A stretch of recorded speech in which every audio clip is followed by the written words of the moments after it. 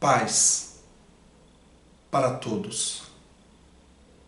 Jesus encantava no seu falar. Nenhum orador até então discorria palavras de amor como ele. Mestre por excelência, pedagogo, o maior professor que a história já viu.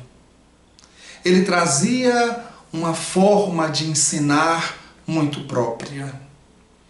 Enquanto os grandes oradores da história atraíam a atenção pela eloquência das palavras difíceis, dos conceitos complexos, muitas vezes na dificuldade do entendimento, Jesus não.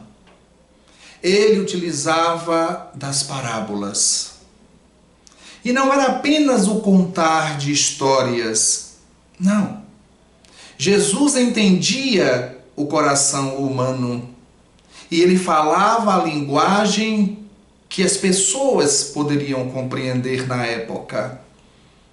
Quando falava com agricultores, com homens do campo, ele falava da semente, do grão de mostarda, do trigo, do joio.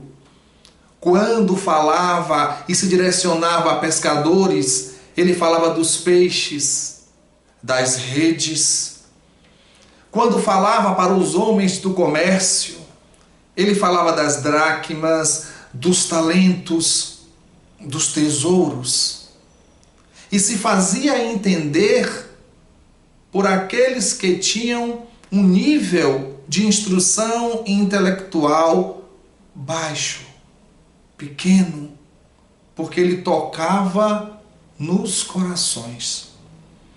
Em pouco tempo, Jesus atraía a atenção dos miseráveis, dos doentes, dos esquecidos, dos marginalizados pela sociedade. Muitas vezes, os sacerdotes, os escribas, aqueles que ocupavam graus elevados na hierarquia sacerdotal do povo judeu, criticavam Jesus, porque ele se encontrava muitas vezes no meio de pessoas tidas como de má vida, de pessoas que eram desprezadas, esquecidas, porque ele atendia com amor e não se negava a dar atenção a uma prostituta, a uma adúltera, a um ladrão, alguém que se equivocou aqui e ali. Ele acolhia a todos.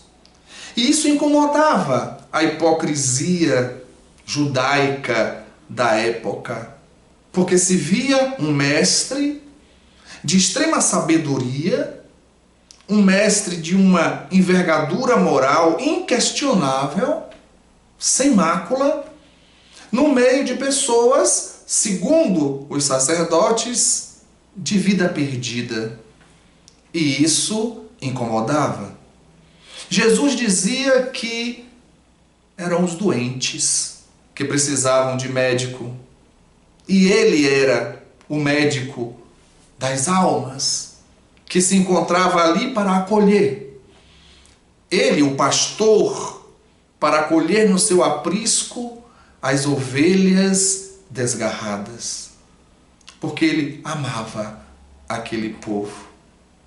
Ele transitava entre eles, distribuindo amor, fraternidade, elevando-lhes a autoestima, fazendo com que eles se percebessem filhos de Deus.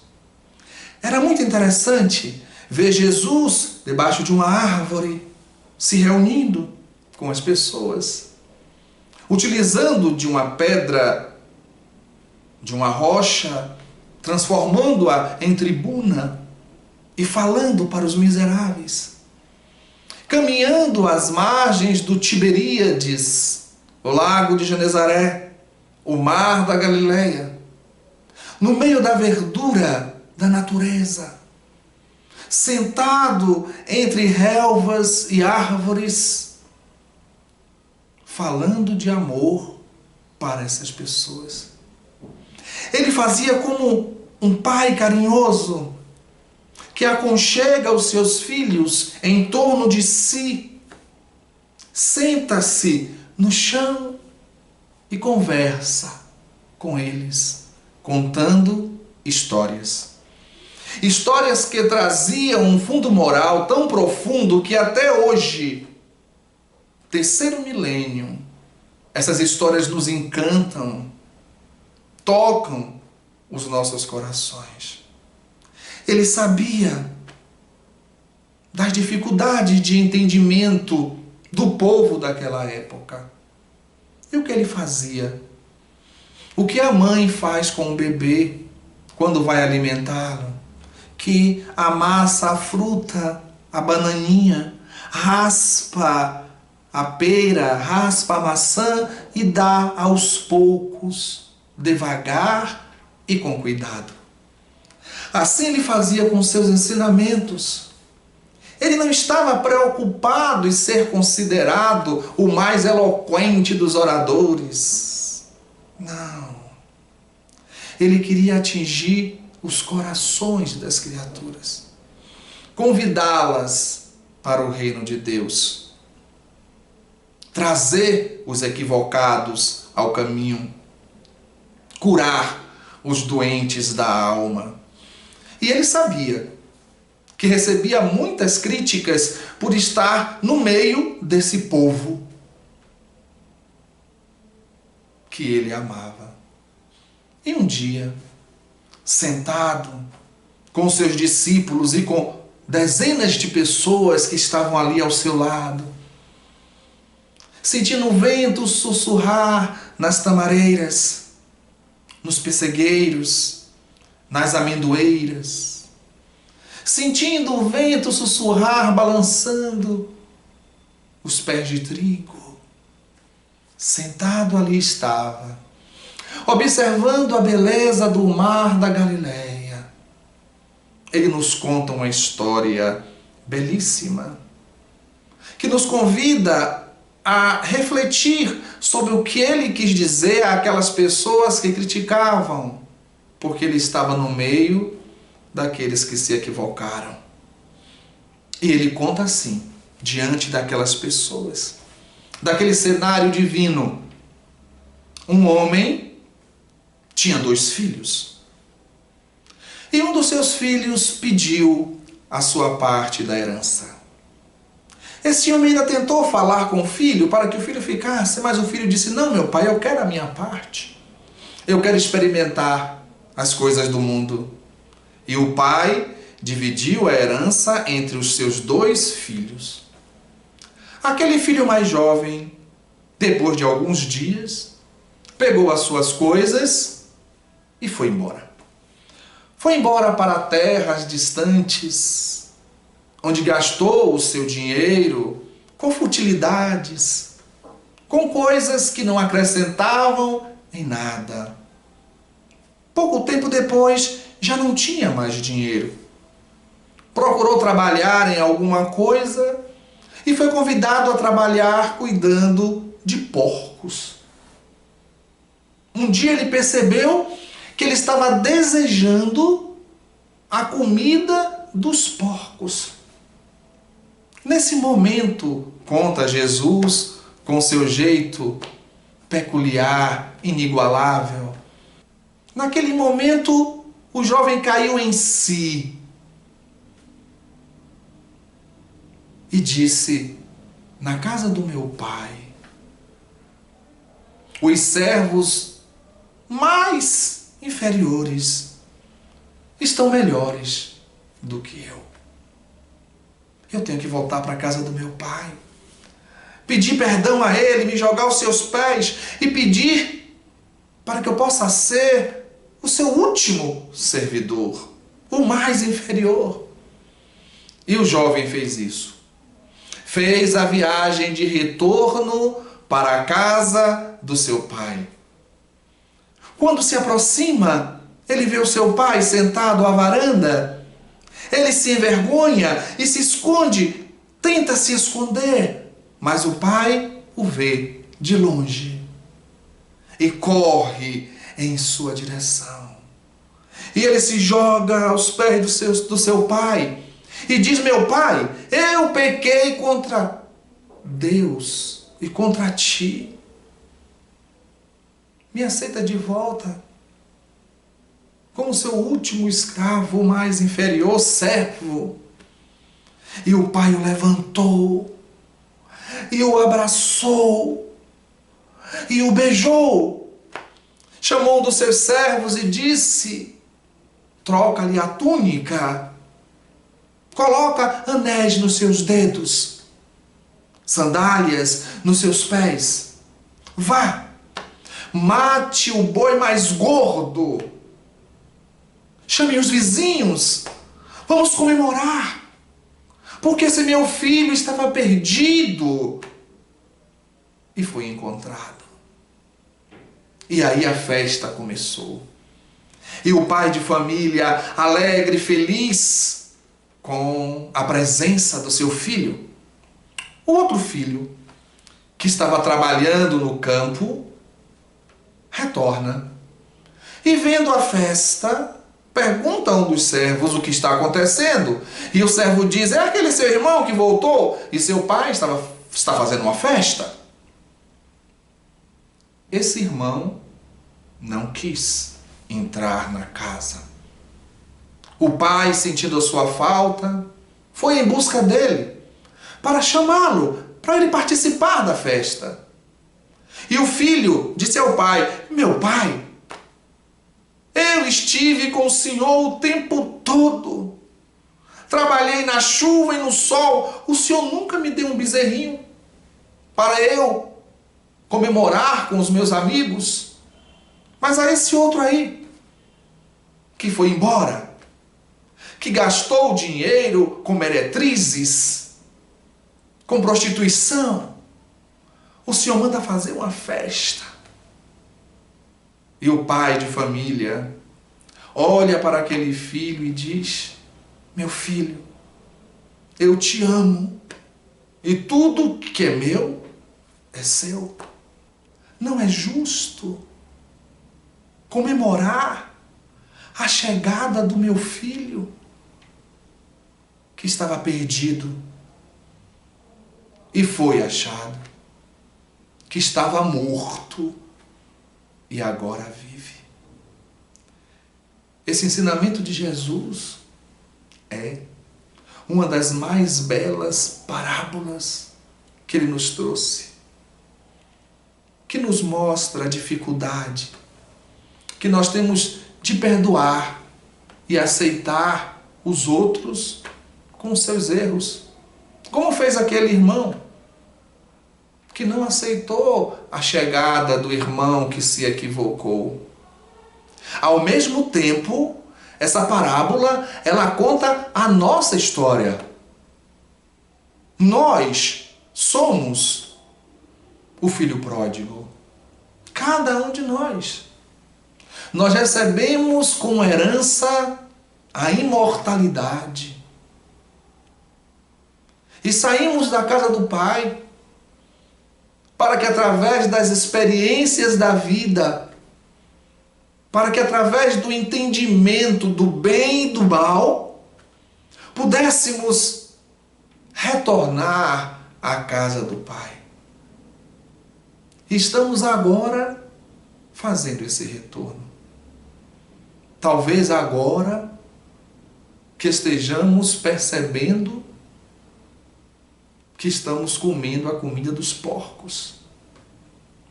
Talvez agora, diante do mundo em que vivemos, das atrocidades que estão acontecendo, da falta de amor que muitas vezes percebemos, da confusão entre as pessoas na busca do ter em detrimento do ser. Talvez, diante dessa intolerância que observamos nos dias de hoje, estejamos percebendo que estamos no chiqueiro comendo a comida dos porcos. Que talvez agora, nesse momento, nós estamos caindo na consciência. Como aquele jovem caiu em si, da necessidade de retornarmos ao Pai. Porque dentro de nós existe uma força, o deotropismo, que é uma força que nos impele a buscar o nosso Pai, o nosso Criador. E essa parábola de Jesus, a parábola do filho pródigo, é, em realidade, a nossa história. E agora nós estamos retornando. Mas essa parábola também nos mostra o grande amor de Deus por nós. Na história, Jesus não conta que o pai, ao ver o filho, o conduz para um local de castigo eterno. Não. Jesus não nos mostra que o pai, ao ver o filho, o despreza, se torna indiferente, o castiga, afinal de contas, ele foi embora e o abandonou. Não. Não é isso que Jesus mostra.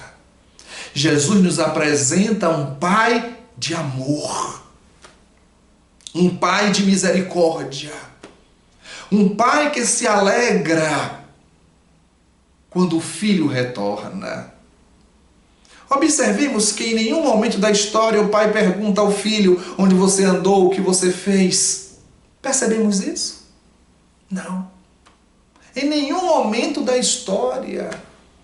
Quando o filho se joga aos seus pés, ele o levanta e o abraça. E manda tirar aquela roupa suja e colocar uma nova. E manda colocar sandália nos seus pés, e manda colocar anéis nos seus dedos. E manda matar o boi mais gordo, e manda chamar os vizinhos para comemorar. O pai recebe o filho equivocado com amor, com alegria. É esse o pai que Jesus nos apresenta. É esse o Deus que Jesus nos apresenta. Vamos retornar à casa do Pai. Ele nos espera. Não tenhamos dúvida disso. E para encerrar esse nosso vídeo de hoje, eu queria ler para vocês uma carta, um trecho de uma carta do apóstolo Paulo aos Romanos, que me toca profundamente. E eu sei que vai tocar vocês também. Porque mostra também o amor de Deus e é o fechamento do nosso vídeo de hoje. Esse trecho dessa carta de Paulo aos Romanos sensibiliza o meu coração. Eu vou ler para vocês. Quem nos separará do amor de Cristo? Será a tribulação ou angústia? Ou perseguição ou fome? Ou nudez ou perigo? Ou espada? Por amor de ti, somos entregues à morte o dia todo. Fomos considerados como ovelhas para o matadouro. Em todas estas coisas, porém, somos mais que vencedores, por meio daquele que nos amou. Porque eu estou bem certo de que nem a morte, nem a vida, nem os anjos, nem os principados, nem as coisas do presente, nem do porvir, nem os poderes, nem a altura, nem a profundidade, nem qualquer outra criatura poderá separar-nos do amor de Deus que está em Cristo Jesus, o nosso Senhor. E como disse João Evangelista, Deus é amor. E não tenhamos dúvida que, como aquele pai esperou o filho e o recebeu com um abraço para a sua casa, Deus, o nosso Pai, também está nos esperando com o seu abraço para o seu reino de amor e de paz. Jesus nos abençoe.